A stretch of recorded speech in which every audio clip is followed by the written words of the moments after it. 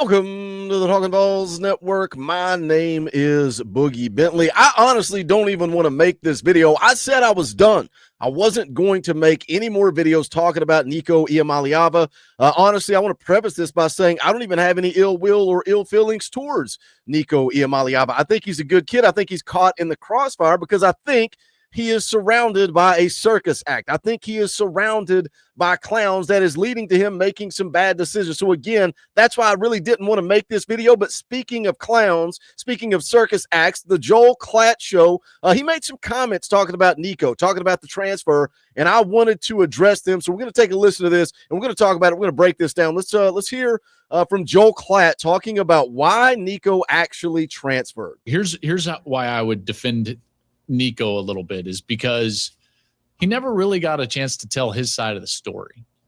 And, you know, Tennessee ran out basically a propaganda effort and got to tell the story without Nico being involved at all. It was not all about money. It really wasn't. If it was, he wouldn't have gone to UCLA, you know, which is the telltale sign. I don't even know where to start here. First of all, why didn't Nico's camp get to tell their side of the story? Can you answer that question? Tennessee went out here and ran a propaganda effort. Well, why didn't Nico get to respond? Why can't Nico's camp respond? It's 2025. You can be in front of a microphone instantly. You can take to Twitter instantly.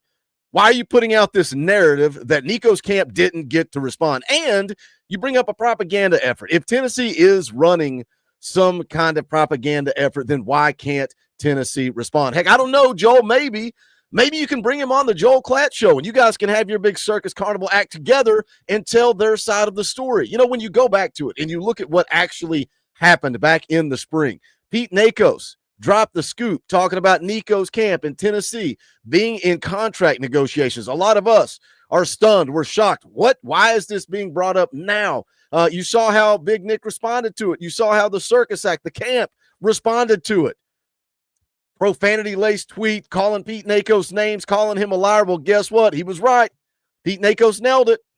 And again, that was just prior to the spring game. So we questioned it then. Did Tennessee's side leak that information to the media? Were they trying to get something done? And I don't know. You probably don't know. I don't know that we'll ever know. Did Tennessee do that? Because, man, look, we were up against it. We were at the end of spring, and QB1's in contract negotiations. That is not a good thing. And ultimately, we saw how it ended up. We saw what happened. So maybe that's why Tennessee was trying to get something done. You know, we've heard all the excuses. We've heard the whys. To sit here and say it had nothing to do with money is crazy, but that's what Joel Klatt's running with. We've heard it was to be closer to family. We've heard that it was due to the talent around him, and that's what Joel Klatt's saying here. And look, you want more talent around you. You want to be protected. Tennessee went out and got Wendell Moore Jr. They went out and got Sam Pendleton. You got 2 5-star offensive tackles. You got a 5-star wide receiver in Mike Matthews. I'm really high on Braylon Staley. You went and got Rad Jackson, Travis Smith. Did Tennessee maybe fall short in the portal at wide receiver? Yes, but you're talking about protecting Nico. You're talking about the offensive line. And again, I think you did a good job upgrading at that position.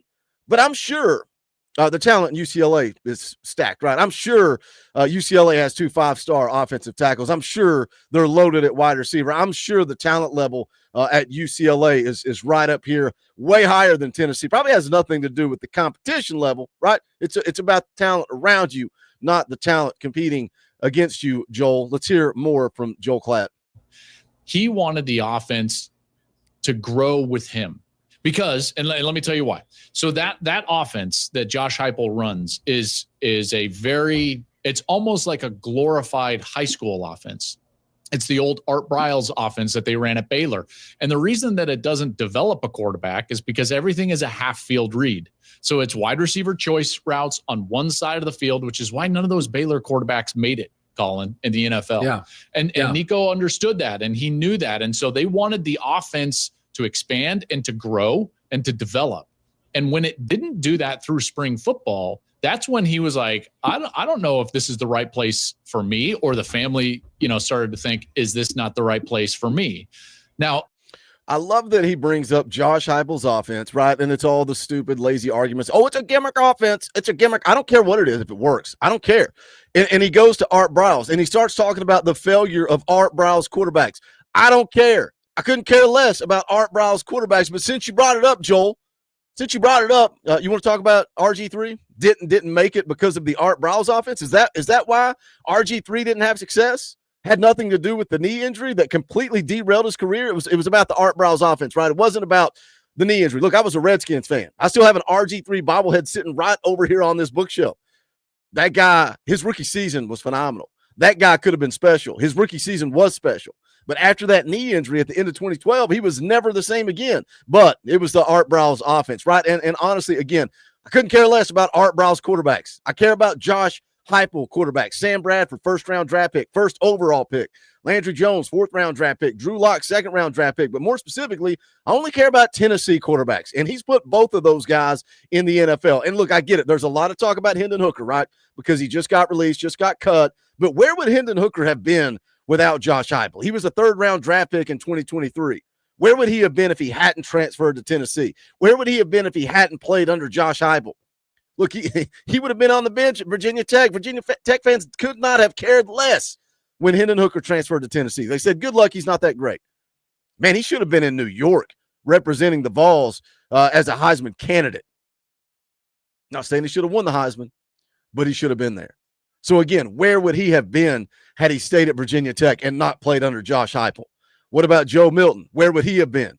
Sixth-round draft pick, 2024. Where would he have been had he not played under Josh Heupel? So call it a high school offense. Call it a gimmick offense. If it works, it works. I'm not going to listen to Joel Klatt anymore because I'm tired of hearing him talk nonsense. Look, he said it's not about money. It's not about money at all. We're going to talk about money. Hey, we're 7 minutes into this video. Help me out. Hit the thumbs up right down there below the video. It's quick, free, easy. It helps the channel. I would greatly appreciate it. If it's your first time here, welcome to the Talkin VAWLS Network. We're not experts. We're not insiders. We're not media. We're not journalists. We don't pretend to be that. We don't fake that. What we are is exactly what you are. This channel is for the fans, by the fans. If you like it, subscribe, click the bell for notifications. You won't miss out when we go live or when we drop a video. We're going to be live later tonight, 7 p.m. Eastern time. Talkin VAWLS live, getting geared up for the Syracuse game Friday morning, 10 a.m., the morning show. Me, Coach Jay, Foul Ming, and a special guest, Brent Hubbs of VolQuest.com will be here on Friday morning at 10 a.m. Don't miss it. Going to be a good time with Brent Hubbs. Saturday, we'll go live an hour before kick and then immediately following the game.